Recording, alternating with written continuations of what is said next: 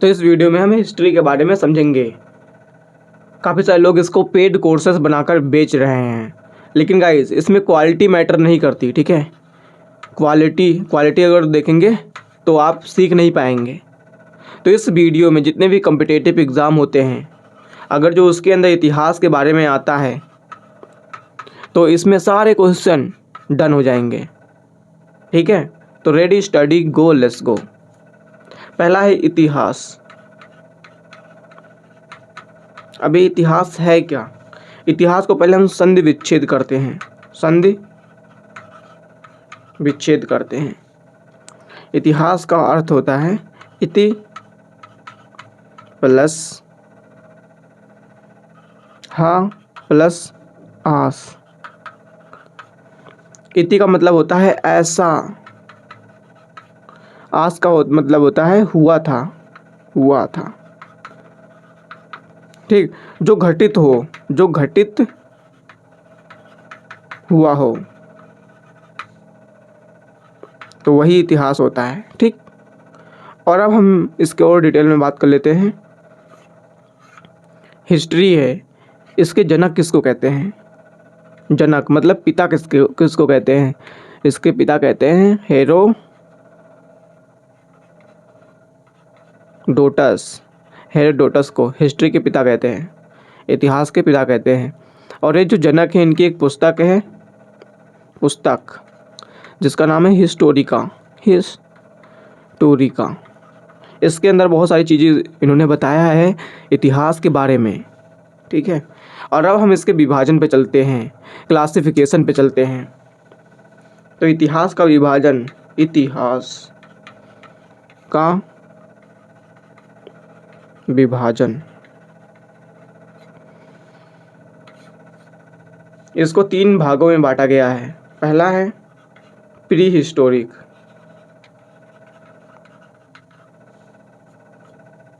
दूसरा है proto historic,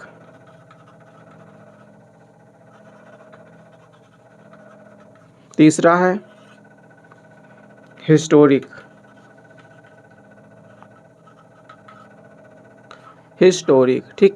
और जो प्री हिस्टोरिक हो, इसको हिंदी में कहते हैं प्रागैतिहासिक, हासिक काल। इसको कहते हैं आद्य ऐतिहासिक काल,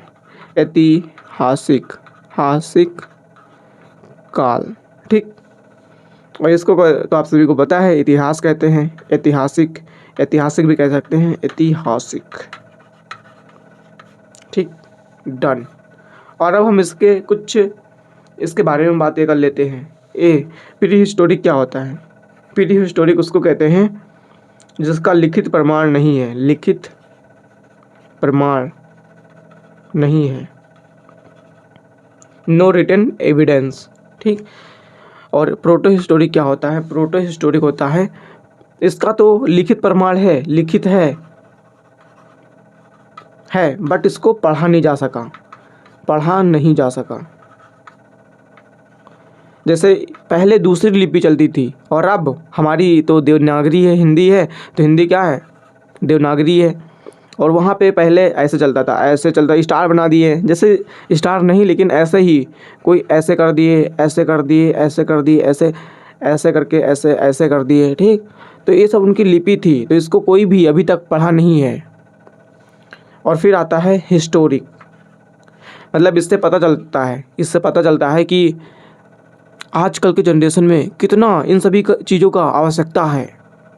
मतलब आजकल के युवा पीढ़ी, आप सभी को पता ही है, चैट जीपीटी आ गया है। चैट जीपीटी, कितना इंटेलिजेंट लोग हो रहे हैं।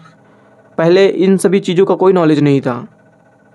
मतलब जितना आज के जनरेशन में नॉलेज है, फिर भी लोग भटक रहे हैं, एक दूसरे से दूसरी जगह जा रहे हैं। आजकल कोई भी कंटेंट बना रहा है तो एक जगह से दाना को चुग कर लाना बहुत कठिन है। कितना कंटेंट पड़ा है, पूरा भंडार है, और सब जगह से लाना इम्पॉसिबल है। तो इसलिए आजकल इतने कठिनाइयाँ हो रही हैं, लोग इतना कंटेंट क्रिएट नहीं कर पा रहे हैं। ज़्यादातर मतलब कंज्यूम करते हैं, है ना। तो इसलिए आप सभी को कुछ अलग करना है, सोशल मीडिया की दुनिया से बाहर निकलना है, कुछ यूनिक करना है, अलग करना है। तो अब हिस्ट्री के बारे में बात करते हैं। हिस्ट्री का मतलब होता है पढ़ा गया, हिस्टोरिक मतलब पढ़ा गया। इसका मतलब रिटन एविडेंस भी है, सब कुछ है, जिसको हम पढ़ते हैं उसी को हिस्टोरिक कहते हैं। और अब हम आगे बढ़ते हैं, प्री हिस्टोरिक को अच्छे से और जानते हैं। तो प्री हिस्टोरिक क्या है, जिसको प्रागैतिहासिक काल कहते हैं। प्रागैतिहासिक काल, इसको 3 भागों में विभाजित किया गया है। कितने भागों में? 3 भागों में। ऐसे है, ये देखो, इसको पहला है पूरा पाषाण काल, पूरा पाषाण काल। दूसरा है मध्य पाषाण काल, मध्य पाषाण काल। तीसरा है नव पाषाण काल, नव पाषाण काल। अब इसको इंग्लिश में कहते हैं पैलियोलिथिक पीरियड। इसको क्या कहते हैं? मीसोलिथिक कहते हैं, मीसोलिथिक पीरियड। ठीक, इसको क्या कहते हैं? इसको नियोलिथिक कहते हैं पीरियड। और ये पाषाण का अर्थ क्या होता है? पाषाण का अर्थ यहाँ पे समझ लेते हैं। पाषाण, पाषाण का अर्थ होता है पत्थर, पत्थर। ठीक, तो इसको क्या कहते हैं? इसको, और इसका दूसरा नाम है ओल्ड स्टोन एज। ये सबसे ओल्ड है तो इसको ओल्ड स्टोन एज कहते हैं। ओल्ड स्टोन एज, ए है एज। इसको क्या कहते हैं? Middle, MIDDLE, middle stone age. इसको क्या कहते हैं? इसको कहते हैं new stone age, new stone age. ठीक, अब हम इसके कुछ कार्यकाल के बारे में बात कर लेते हैं। यह जो पूरा पाषाण काल यानी कि पैलियोलिथिक पीरियड है, ये सिंपल, ये चला था अज्ञात से, मतलब जिसका कोई ज्ञान ही नहीं है, अज्ञात से 10,000 BC मतलब ईसा पूर्व। ठीक, और ये कब से कब तक था? यहाँ पे लिख लेते हैं इसका। ये है 10,000 BC से, मतलब 10,000 ईसा पूर्व से 4,000 ईसा पूर्व तक, 4,000 ईसा पूर्व तक BC इसको कहते हैं। आप ईसा पूर्व भी लिख सकते हैं, ईसा पूर्व। ठीक, हिंदी में ईसा पूर्व कहते हैं, इंग्लिश में BC कहते हैं। चलो अभी BC और AD का अंतर भी जान लेंगे यहीं पे। ठीक, और इसको क्या कहते हैं? इसको कहते हैं, मतलब इसका नव पाषाण काल का कब कार्यकाल था? इसका था 4,000 BC से 2500 BC तक था, 2500 BC तक। तो अब हम BC का अर्थ समझ लेते हैं, BC और AD का। यहीं पे समझ लेते हैं। BC का होता है बिफोर क्राइस्ट।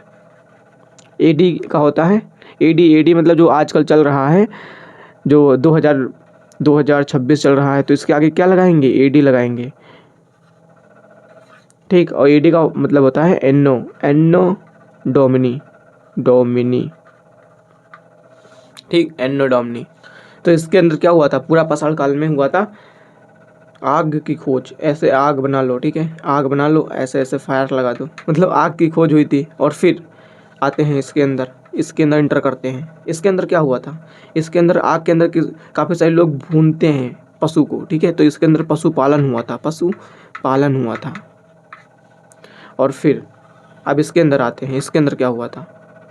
इसके अंदर हुआ था खेती स्टार्ट हुई थी, खेती करना स्टार्ट कर रहे थे। पहले कौन सा खेती किए थे? जौ का, जिसको इंग्लिश में बरली कहते हैं, BARLEY, बरली। देख लेना बरली का स्पेलिंग। और फिर पशुपालन, सबसे पहले कौन से पशु को पाला गया था? कुत्ता को। हम सभी कहते नहीं हैं, काफ़ी सारे लोग, बुजुर्ग लोग जो होते हैं, वो कहते हैं कि हम सभी कुत्तों के देश में रहते हैं, पहले इन्हीं का ज़मीन था, तो इसलिए कहते हैं क्योंकि पहले कुत्ता को पाला गया था। और फिर अज्ञात से 10,000 BC तक की है, तो आग की इसके अंदर खोज हुई थी। तो अब हम आगे इसके बारे में और डिटेल में बातें करते हैं। दूसरा आता है आद्य ऐतिहासिक काल, अब ये आदि ऐतिहासिक काल क्या है? आदि ऐतिहासिक काल के अंदर आ जाता है, आदि ऐतिहासिक काल मैंने बताया जिसका रिटन एविडेंस तो है, रिटन एविडेंस तो है, मतलब इसका लिखा हुआ प्रमाण तो है, लेकिन इसको पढ़ा नहीं जा सका। तो अब इसको दो भागों में विभाजित किया गया है। पहला है सिंधु घाटी, सिंधु घाटी सभ्यता, सिंधु घाटी सभ्यता। फिर दूसरा क्या है? दूसरा है वैदिक, वैदिक सभ्यता, सभ्यता। ठीक। अब इसका कार्यकाल ऐसा माना जाता है 2500 बीसी से 1750 बीसी तक इसका कार्यकाल माना जाता है। और इसका कार्यकाल कब माना जाता है? इसको दो भागों में विभाजित किया गया है। पहले तो पहला है ऋग वैदिक काल, ऋग वैदिक काल, और दूसरा है उत्तर वैदिक काल, उत्तर वैदिक काल। तो ये तो 2500 बीसी से 2500 बीसी से 1750 बीसी तक ये है। और अब ऋग्वैदिक क्या होता है? सबसे इम्पोर्टेंट ऋग्वैदिक है, इसको इम्पोर्टेंट लगा देना, ठीक है। ये इसको पढ़ेंगे बहुत अच्छे से डिटेल में। तो ऋग्वैदिक काल है 1500 बीसी से 1500 बीसी से 1000 बीसी तक।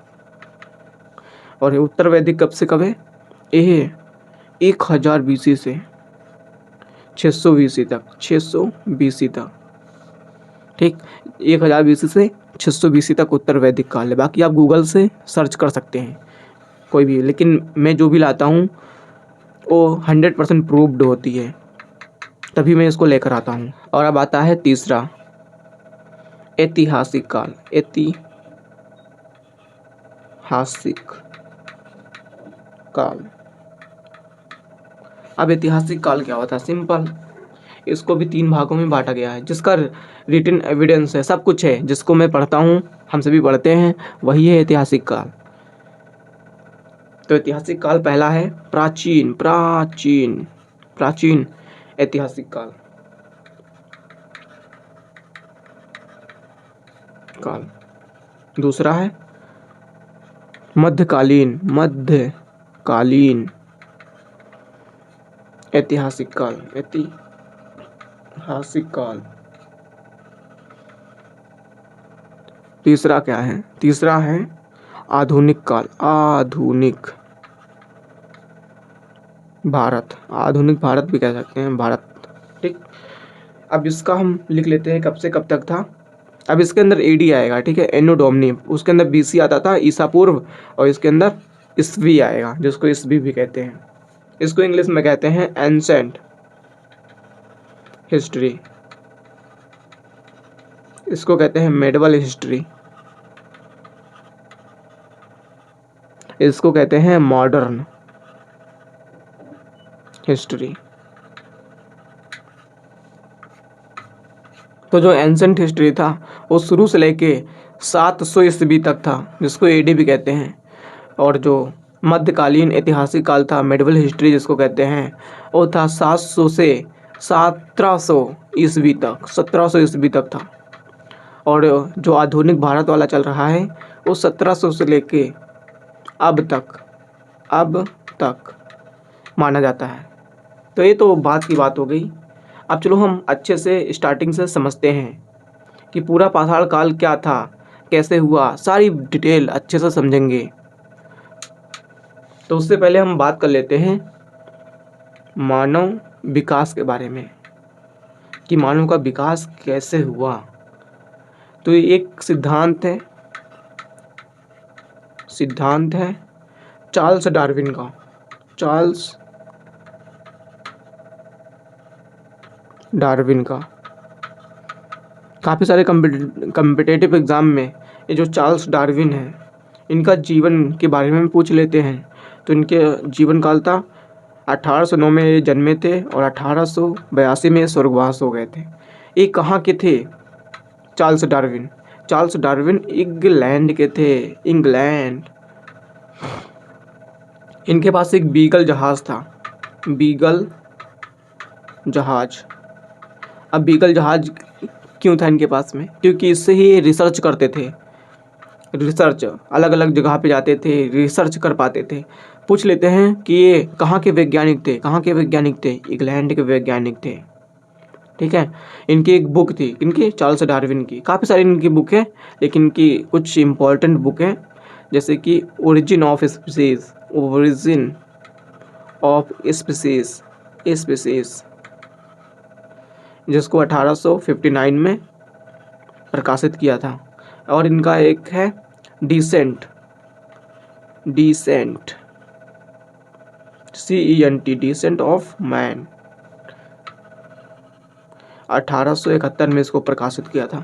तो ये जो ओरिजिन ऑफ स्पीसीज है, इनकी जो पुस्तक है, ये काफ़ी इंपॉर्टेंट पुस्तक है इनकी, क्योंकि जितने भी स्पीसीज मानव विकास के बारे में बताया है वो ओरिजिन ऑफ स्पीसीज के अंदर बताया है। सिद्धांत जो है मानव विकास का सिद्धांत, उसको भी इसी के अंदर दिए हैं। और बहुत सारी अलॉट ऑफ नॉलेज इसके अंदर, अलॉट ऑफ नॉलेज है। ठीक है। तो ये तो चार्ल्स डार्विन का हो गया। ऐसा भी कहा जाता है कि मानव जो था वो बंदर पहले था, बंदर था, और फिर धीरे धीरे ऐसे ऐसे काफ़ी पीढ़ी दर पीढ़ी बीतती गई और आज हम सभी बंदर से मानव बन चुके हैं। तो इसके बारे में और डिटेल में बात करते हैं डार्विन के बारे में। डार्विन ने कहा था हम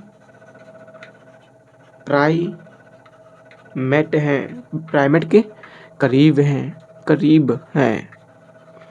एग्ज़ाम में डायरेक्टली क्वेश्चन पूछ लेता है कि हम प्राइमेट के करीब हैं। किसने कहा था? डार्विन ने कहा था। ठीक। अब देखो, हम सभी होमोनॉइड्स से बने हैं। होमोनॉइड्स, जो होमोनॉइड्स होते हैं, एक तो ह्यूमन हो गए, ठीक, ह्यूमन, और फिर दूसरे होते हैं एप्पीज, जो भी काफ़ी सारे ऐसे हैं जो जिनका मानना है कि बंदर अलग हैं और हम ह्यूमन अलग हैं। तो ह्यूमन जो हैं होमोनॉइड से बने हैं। ठीक है। दो टाइप के ह्यूमन, एक तो ह्यूमन हो गए और एक हो गए एप्पी, जिसमें बंदर आ जाते हैं, लंगूर आ जाते हैं, चिंपांजी आ जाते हैं और बहुत सारे एटसेट्रा। और इन सभी में, मानव और एप्पीज में, हम सभी होमोनॉइड से बने हैं।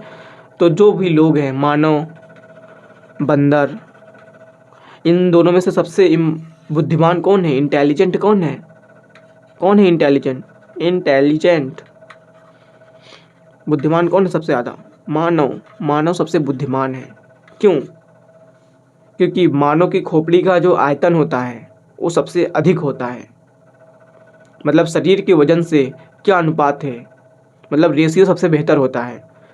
जैसे कि 50 किलो का ह्यूमन है, ठीक, कोई ह्यूमन 50 किलो का है और उसका जो आयतन है वो लगभग 1200 है, 1200 सेंटीमीटर स्क्वायर है। जो भी आयतन है, आयतन, खोपड़ी का जो आयतन है 1200 है। कोई भी जानवर होता है, कोई भी पशु होता है, कोई भी जीव होता है, उसका बुद्धिमानी उसके खोपड़ी के आयतन पे डिपेंड करती है। खोपड़ी के आयतन पे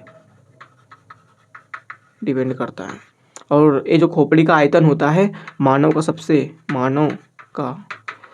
अधिक होता है। अब आप कहेंगे कि हाथी जो होते हैं, हाथी का तो सबसे ज़्यादा होता होगा, क्योंकि उसका खोपड़ा भी इतना बड़ा होगा, तो ये सबसे ज़्यादा इंटेलिजेंट होगा हाथी। बट ऐसा नहीं है, उसके शरीर के अनुपात के बराबर होना चाहिए। ठीक है। मतलब शरीर के अनुपात से अधिक होना चाहिए। जैसे कि मानो इतना है, 50 kg का है, तो कितना हो जाता है? 1200 सेंटीमीटर, तो यही हो जाता है, उसके खोपड़ी का आयतन हो जाता है। और जो हाथी होता है 100 कुंटल का है, तो उसका जो खोपड़ी है वो कम ही होगा। अनुपात अगर निकालेंगे, रेशियो निकालेंगे तो कम ही होगा। हाथी के दिमाग का अनुपात कम ही होगा। तो इसलिए सबसे बुद्धिमान कौन है? मानव है। मानव की बुद्धिमानी, इंटेलिजेंटी किस पे निर्भर करती है? सिंपल, खोपड़ी के आयतन पर निर्भर करती है यहाँ पे। तो अब हम यहाँ पे बात करेंगे कि मेल का कितना होता है और फीमेल का खोपड़ी का आयतन कितना होता है। मेल का जो खोपड़ी का आयतन होता है वो 1274 सेंटीमीटर स्क्वायर होता है, और जो फीमेल होते हैं, फीमेल 1131 सेंटीमीटर स्क्वायर होता है। मतलब जो मेल होते हैं वो काफ़ी बुद्धिमान होते हैं। As compare female. ठीक है, तो अब हम बात करेंगे ह्यूमन के बारे में। पहला ह्यूमन कब आया, कैसा था? तो जो पहला ह्यूमन था वो अफ्रीका में आया। अफ्रीका में आया, जिसका क्या नाम था? रामाफिथेकस नाम था। पिथेकस। और ये रामाफिथेकस कैसा इंसान था?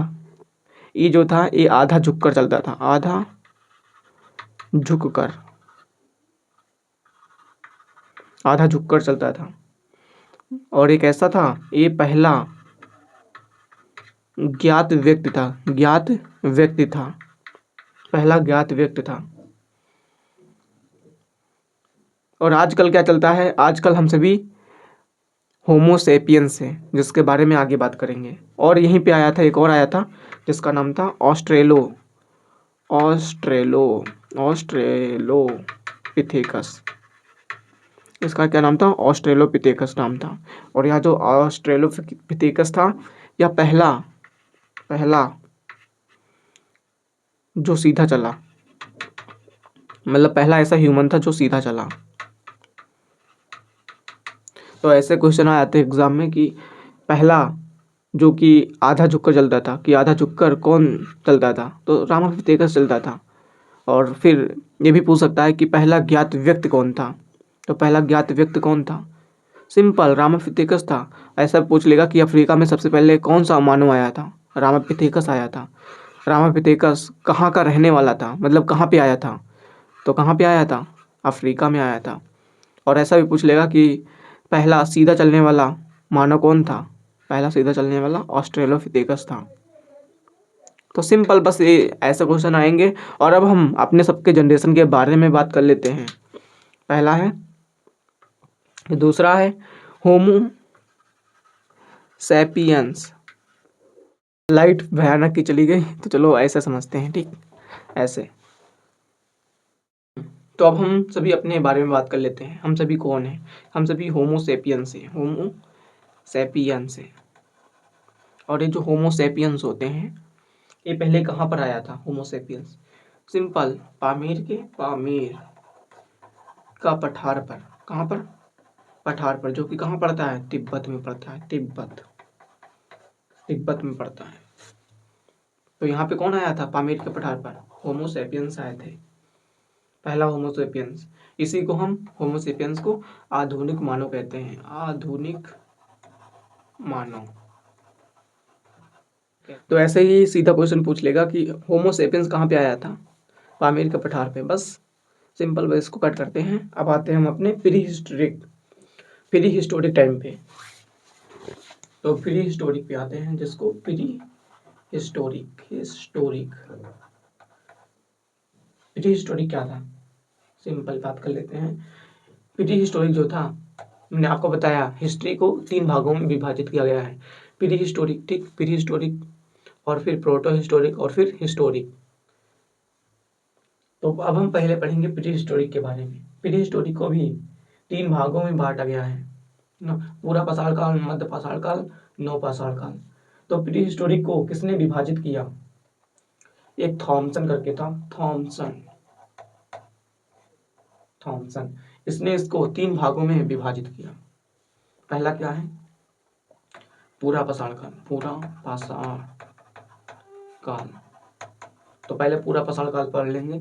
और फिर दूसरा है मध्य पाषाण काल।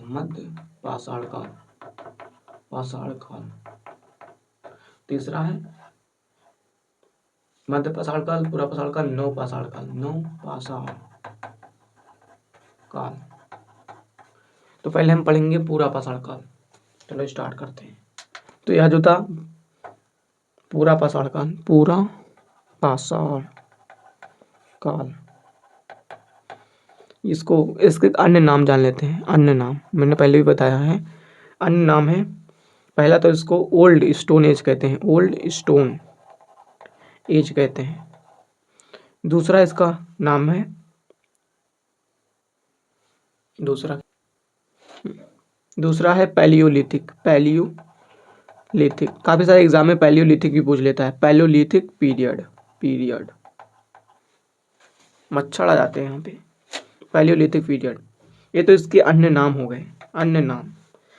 अब इसमें किसका खोज हुआ था? इसमें पहले इसके टाइम के बारे में बात कर लेते हैं। टाइम ड्यूरेशन क्या था?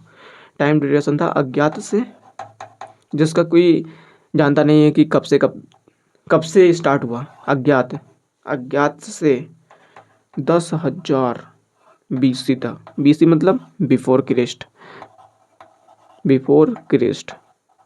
ईसा मसीहा के बाद, मतलब पहले, बिफोर क्रिस्ट।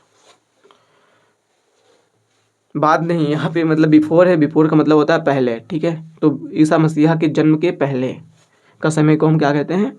10,000 BC कहते हैं, मतलब BC कहते हैं, ठीक है। तो इसके अंदर किसका खोज हुआ था? आग का पहले खोज हुआ था। इसके अंदर आग का ऐसे खोज हुआ था, ठीक है। ऐसे आग का खोज हुआ इसके अंदर। तो इसके साक्ष्य कहाँ मिलते हैं? हम कैसे माने कि इसका आग का खोज इसी में हुआ था, पूरा पाषाण काल में हुआ था? तो काफ़ी सारे ऐसे साक्ष्य हैं, साक्ष्य जो इसका प्रमाण देते हैं। वो एक चीन देश है, ठीक है, चीन करके, जिसको चाइना भी कहते हैं, चाइना में एक जगह है, चाउ जू गोजियान,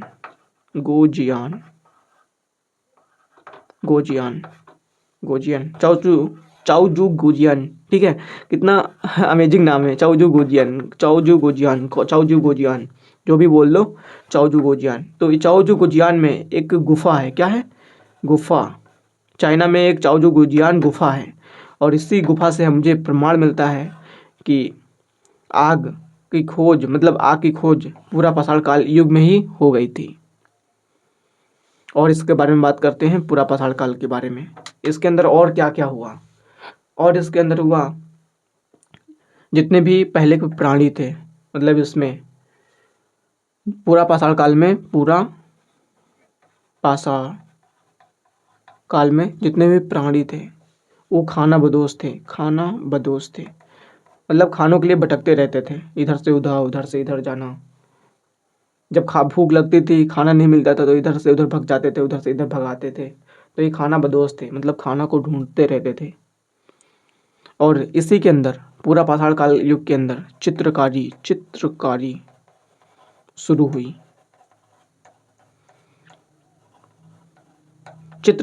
हुई। अब यहाँ पे कितना अमेजिंग लग रहा है ना। आज से लाखों साल पहले चित्रकारी बनाना लोग सीख गए थे। अब इसका प्रमाण कहाँ कहाँ से मिलता है? एक प्राचीनतम, काफी प्राचीन है, ठीक है, प्राचीनतम साक्ष्य मिला, एक साक्ष्य मिलता है। आप सभी ने नाम सुना होगा, भीमबेटका की गुफाएं, भीमबेटका की गुफाएं। और यह जो भीमबेटका की गुफाएं हैं, यहाँ से इसका प्रमाण मिलता है। अब भीमबेटका की गुफाओं की कुछ बारे में बात कर लेते हैं। जो भीमबेटका की गुफाएं हैं, इसकी खोज जो हुई थी, किसने किया था? बीजीएस वाकडकर ने खोज किया था। थोड़ा राइटिंग में मैनेज करना, ठीक है।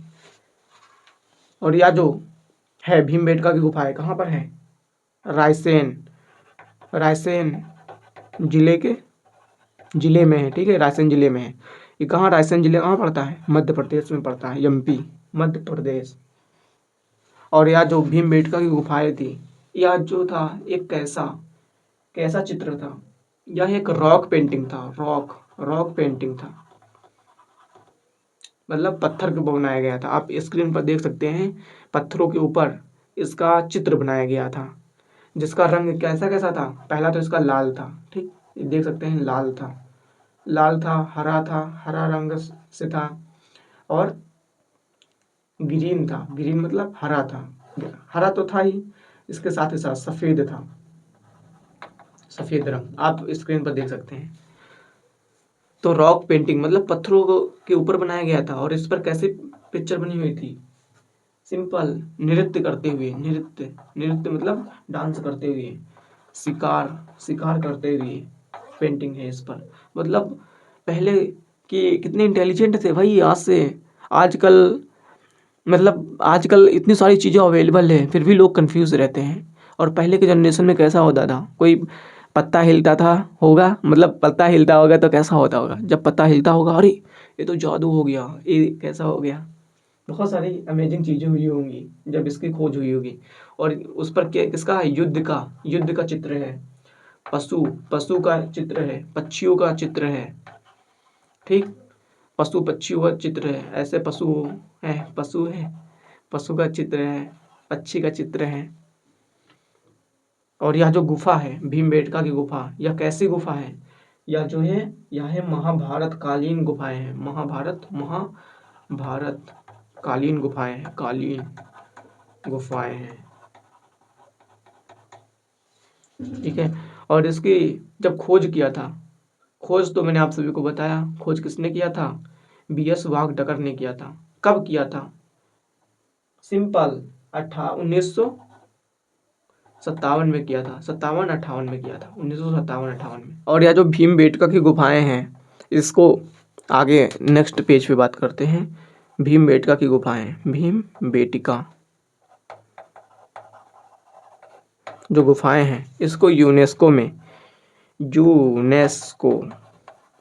में शामिल किया गया है। कब, 2003 में। यूनेस्को क्या करता है, सिंपल, यूनेस्को जो होता है जो भी पुरानी संस्कृति होती हैं, संस्कृति और जो भी साक्ष्य होते हैं, साक्ष्य, उसको क्या करता है, उसको सिंपल उसको सुरक्षित रखता है, उसका संरक्षण करता है।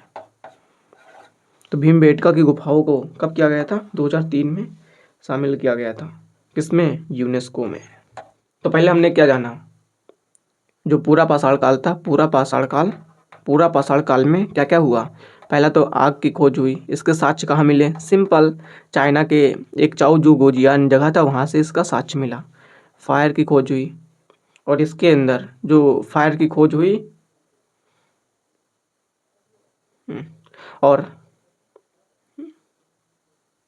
और दूसरा हमने जाना कि ये खानाबदोश थे, खानों के लिए भटकते रहते थे, खानाबदोश थे। और तीसरा इसमें चित्रकारी भी इसी के अंदर हुई, चित्रकारी एक भीमबेटका की गुफाएं हैं उसके बारे में बात किया, कैसे हुआ था, सारी कुछ डिटेल में बात किया। और इसके अंदर और इसके बारे में बात कर लेते हैं, ठीक, चित्रकारी हो गया। और अब आते हैं जो इनका जीवन था, जीवन अस्थिर था, अस्थिर जीवन मतलब इधर उधर भटकते रहते थे, बताया मैंने आप सभी को। और इनका पत्थर का प्रयोग आया, ठीक है, पत्थर का प्रयोग करना सीख गए। तो ये सब क्या बनाते थे जानते हो, एक पेबुल बनाते थे, पेबुल जिसको इंग्लिश में PEBBLE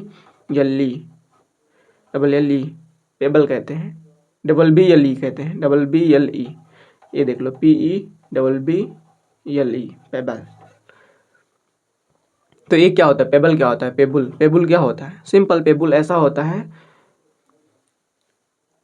पत्थर का जो होता है, पत्थरों का के आकृति का हथियार होता है पेबुल, इसी को पेबुल कहते हैं। ऐसे बनाते थे, ऐसे हैं, ऐसे बना देते थे, और इसको किसी भी जानवर को किल करके फिर क्या खा लेते थे, किल करके। तो इन सभी को खाने का अल्प ज्ञान था,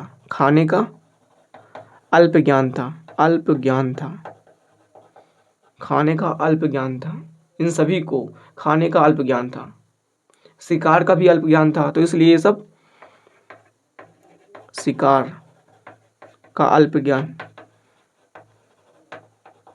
तो ये सब कच्चे मांस खा लेते थे, ठीक। तो अब हम बात करेंगे मीसोलिथिक, जिसको कहते हैं मध्य पाषाण काल।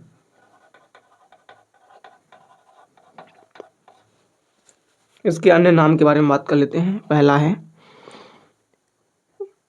Middle, MIDDLE, middle stone age, और इसको ही कहते हैं मीसोलिथिक पीरियड। स्पेलिंग देख लेना, और यह जो मेसोलिथिक था इसी को हम कहते हैं लघु पाषाण काल। लघु पाषाण काल भी इसी को कहा जाता है। तो इसके बारे में बात कर लेते हैं क्या क्या हुआ था। इसमें शिकार का पूर्ण ज्ञान हो गया था, शिकार का पूर्ण ज्ञान हो गया था इसमें। और फिर पशुपालन स्टार्ट कर दिया था इसी के अंदर। पहला क्या पाला था, कौन से पशु को पाला था, कुत्ता को पाला था। इसके साक्ष्य कहाँ मिले, पशुपालन का साक्ष्य कहाँ मिले, सिंपल इसके जो साक्ष्य मिले, जो एविडेंस मिले वो कहाँ पे मिले, आदमगढ़ कहाँ पड़ता है, एमपी में पड़ता है, एमपी के आदमगढ़ में। और एक जगह है राजस्थान का जिसको आरजे से डिनोट करते हैं, बजौर, राजस्थान के बजौर में इसके साक्ष्य मिले, किसके, पशुपालन के, कुत्ता पहला पाला गया था। और बात करते हैं इसी के अंदर मध्य पाषाण काल में क्या हुआ था, बर्तन बनाना सीखा, बर्तन बनाना सीखा। वो भी किससे, मिट्टी से। इसके साक्ष्य जैसे कि ये मिट्टी का कोई बर्तन है, ऐसे बना तो मिट्टी का बर्तन है। इसका कहाँ होता है, मिट्टी के बर्तन को कोई लाद कर कहाँ चलता है, यूपी के इलाहाबाद में, जिसको आप प्रयागराज के नाम से जानते हैं, प्रयागराज। और एक इम्पॉर्टेंट है संगन कुल्लू, एक यहाँ का जगह है संगन कुल्लू मतलब एक बहुत इंपॉर्टेंट है। संगन कुल्लू पूछ लेगा कि राख का टीला कहाँ मिला था, राख का टीला सिंपल संगन कुल्लू में मिला था। कहाँ मिला था, संगन कुल्लू। तो इसको इंपॉर्टेंट करके लिख लेना। मतलब ऐसा भी पूछ सकता है कि मध्य पाषाण काल के प्रमुख स्थल कौन है। 4 क्वेश्चन देगा, उसमें से एक इसको दे देगा, बस इस पे टिक कर देना। तो मध्य पाषाण काल के और इम्पोर्टेंट बातों के बारे में बात कर लेते हैं। मध्य पाषाण काल में ही शव दफनाने की प्रथा भी स्टार्ट हो गई थी। दफनाने की प्रथा। अब यह शव होता क्या है, शव का मतलब होता है मृत शरीर को दफनाने लगे थे भाई मध्य पाषाण काल में ही। सोच सकते हैं आज से कितने वर्ष पहले ही इसका जन्म हो गया था शव दफनाने की। अब यहाँ शव के बारे में कुछ और इम्पोर्टेंट बातों को बात कर लेते हैं। जैसे कि कोई भी शव को दफनाया, ये कोई शव है, ठीक है, किसी भी शव को दफनाया गया, ठीक। अब इसको कंकाल में कन्वर्ट होने में, स्केलेटन जिसको कहते हैं, स्केलेटन में कन्वर्ट होने में लगभग 1 से 5 साल लग जाते हैं। सोच सकते हैं 1 से 5 साल लग जाते हैं। ये सब मिट्टी पर निर्भर करता है कि उसमें कितनी नमी है। और काफ़ी सारे लोग कह रहे होंगे कि ऐसा नहीं होता है, बट ऐसा होता है भाई, 1 से 5 साल। लेकिन जहाँ पे बर्फीले जगह होते हैं वहाँ पे काफ़ी सारे लोगों की मान्यता है कि वहाँ पे कभी नहीं होती है, ठीक है, कभी भी उसका अंत नहीं होता है, जैसा है वैसा ही रहेगा। ऐसा होता भी है, जैसे कि बर्फ़ में किसी भी शरीर को रख दो 10 साल बाद भी वैसा ही रहेगा जहाँ पे बर्फीले एरिया है। लेकिन जैसे ही गर्मी आती है तो जितने भी कीड़े मकोड़े होते हैं वो सब उसको खाने लगते हैं, तो इसलिए वो जल्दी से उसका अंत हो जाता है। लेकिन बर्फीले जगहों पे नहीं होता है, सिंपल। अब तो ये कंकाल में कन्वर्ट होने की प्रक्रिया समझ गए। और अब कंकाल से क्या बनता है, कंकाल से क्या बनता है, मिट्टी में कन्वर्ट होने की प्रक्रिया। मिट्टी में कन्वर्ट होने की प्रक्रिया जो होता है उसमें 20 से 100 साल लग जाते हैं। लेकिन ठंडे एरिया जहाँ होते हैं वहाँ पे ऐसा नहीं होता है। काफ़ी सारे लोग प्रश्न उठाएंगे कि जितने भी कंकाल मिले हैं पुराने ज़माने के, जैसे कि डायनासोर के जो कंकाल मिले हैं वो क्यों नहीं गले? क्योंकि ये सब जितने भी मिले होंगे, जितने भी मिले हैं, ये सब ठंडे एरिया में मिले हैं, ठंडे एरिया में, ठीक है, एरिया में मिले हैं। और जो ठंडे एरिया होते हैं वहाँ पे कभी भी ख़राब नहीं होते हैं, फिर भी इनकी सिर्फ और सिर्फ हड्डी मिली है। वहाँ पे गर्मी भी कभी कभी होती होगी, तो ऐसा है। और वैसे जो कंकाल से मिट्टी में मिल जाते हैं, क्योंकि उसके अंदर काफ़ी सारे कीड़े मकोड़े लग जाते हैं, तो उसको खा लेते हैं, तो ऐसा है। तो एक जगह है यूपी में एक जगह है दमदमा, जहाँ पर एक ही कब्र में 3 समाधि मिली हैं। और दूसरा है लेखिया, जो कि मिर्ज़ापुर में पड़ता है, मिर्ज़ापुर में पड़ता है लेखिया, जहाँ पे 17 सिर्फ और सिर्फ नर कंकाल मिले हैं। और अब है तीसरा है लंगनाज, जो कि गुजरात में पड़ता है, जीजे गुजरात, जहाँ पर पशुओं की हड्डी के साक्ष्य मिले हैं, पशु के हड्डियों के साक्ष्य मिले हैं। चौथा है मैदहा, जो कि यूपी में है, यहाँ पे युगल समाधि मिली है। तो सिंपल, ये सब तो हो गया 100 के बारे में, ठीक है, 100 के बारे में। अब हम पढ़ते हैं नव पाषाण काल में।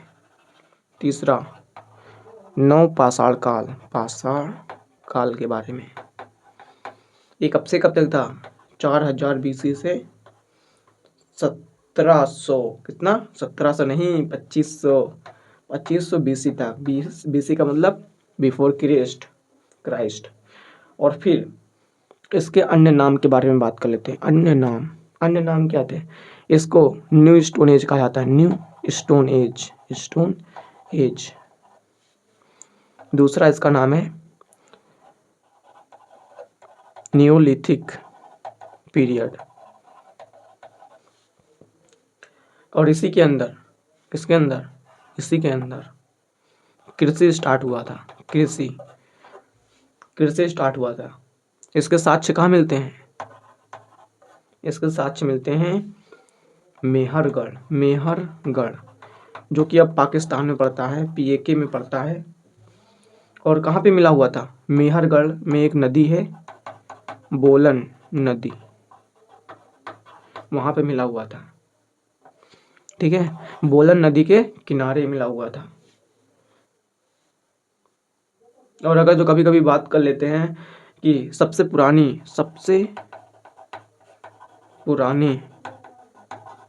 कृषि बस्ती तो किसको कहा जाता है? मेहरगढ़ को ही कहा जाता है। और अब यहाँ पे आ जाते हैं खेती के बारे में। खेती, मैंने बताया था कि खेती स्टार्ट हो गया था नवपाषाण काल युग में, ठीक। तो किसका खेती किया गया था? पहले जौ का, जिसको इंग्लिश में बरली कहते हैं। स्पेलिंग चेक कर लेना। और इसी के अंदर काफ़ी सारे लोग प्रश्न उठाते हैं कि पहिए का आविष्कार कब हुआ था? तो कब हुआ था? नवपाषाण युग में हुआ था। नवपाषाण युग कब से कब तक था? 400 BC से 2500 BC तक पहिए का आविष्कार हुआ था। सभी लोग ऐसा पहिया बना रहे थे, ऐसा, लेकिन किसी ने थोड़ा सा दिमाग लगाया, बस को गोल कर दिया। बस हर एक चीज़ को यहाँ से यहाँ तक ले जाना आसान हो गया, आसान है, संदीप महर्षि सर की तरह आसान है। और यह जो पहिया बनाया गया था, किसका बनाया गया था? लकड़ी का बनाया हुआ गया था इस पहियों को। और आगे बढ़ते हैं आगे। और इसी के अंदर नवपाषाण काल के अंदर, नवपाषाण काल NP, ठीक है, नवपाषाण काल युग के अंदर पूजा भी करना सभी लोगों ने स्टार्ट कर दिया था, और इसमें एक पत्थर का सबसे ज़्यादा यूज़ किया गया था, पत्थर जिसका नाम था मैक्रोलिथ,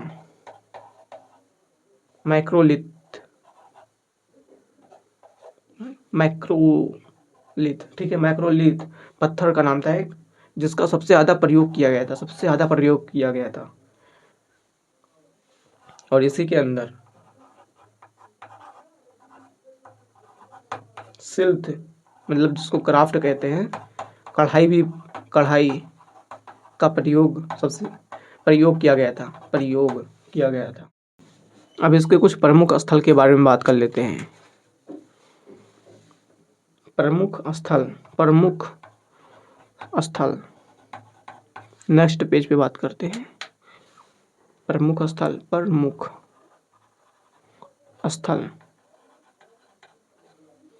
स्थल एक है, पहला है बेलन घाटी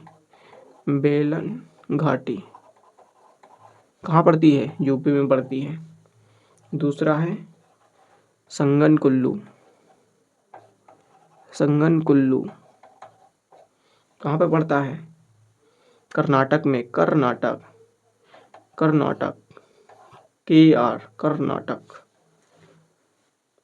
तो यहाँ पे क्या मिला था? मैंने बताया था संगन कुल्लू में राख का टीला मिला हुआ था। और एक है सोन घाटी। चौथा है सिंह भूम जो कि कहाँ पड़ता है? झारखंड में, JHK। और अब है एक मिट्टी बर्तन यूज करते थे। किस लिए यूज करते थे? खाना पकाने के लिए।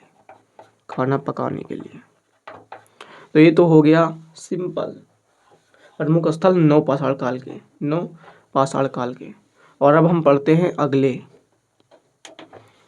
अगला है ताम्र पाषाण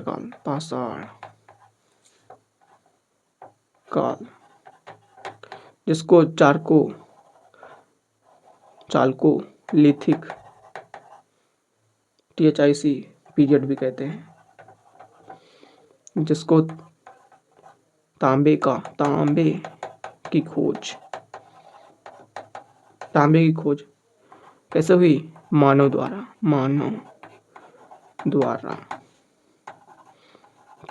प्रयुक्त, मतलब इसी के अंदर तांबे की खोज हुई। किसमें? ताम्र पाषाण काल में। और फिर तांबे की खोज किसने की? मानव ने की। ठीक है, मानव द्वारा प्रयुक्त पहली धातु कौन सी है? पहली धातु मेटल। पहला मेटल कौन सा है? सिंपल तांबा। ठीक है, पहला तांबा है। तांबे से क्या बना? कांसा बना। और फिर कांसे से अब हम सभी लोहे का यूज करते हैं। लोहा का यूज करते हैं वैदिक काल में। ठीक, और ये जो कांसा है पूछ लेगा कि कौन सा ऐसा मिश्र धातु इसको क्या कहते हैं? मिश्र धातु कहते हैं कांसा को, मिश्र धातु, जिसको इंग्लिश में एलॉय कहते हैं। किसका मिश्र धातु होता है? सिंपल तांबा प्लस टिन, जो रांगा होता है ना, रांगा, उसका इसके अंदर प्रयोग होता है। जब तांबा और टिन को मिलाते हैं तो कांसा का इन्वेंशन होता है। तो पूछ लेगा कि ऐसा कौन सा धातु है जो हम सभी पुराने जमाने में यूज करते थे, मिश्र धातु कौन सा है? तो कौन सा बताओगे? कांसा। ठीक है, जिसको मिश्र धातु भी कहते हैं। और ये किससे मिलकर बनता होता है? किस एलॉय से? तांबा और टिन, रांगा से। तो ये तो हो गया ताम्र पाषाण काल। अब इसके संस्कृति के बारे में बात कर लेते हैं। ताम्र पाषाण कालीन संस्कृति जिसको कहते हैं चालकोलिथिक एज कल्चर। ठीक, ये समझ गए। तो पहला है बनास संस्कृति। जो बनास संस्कृति है वो कहाँ पर है? राजस्थान में।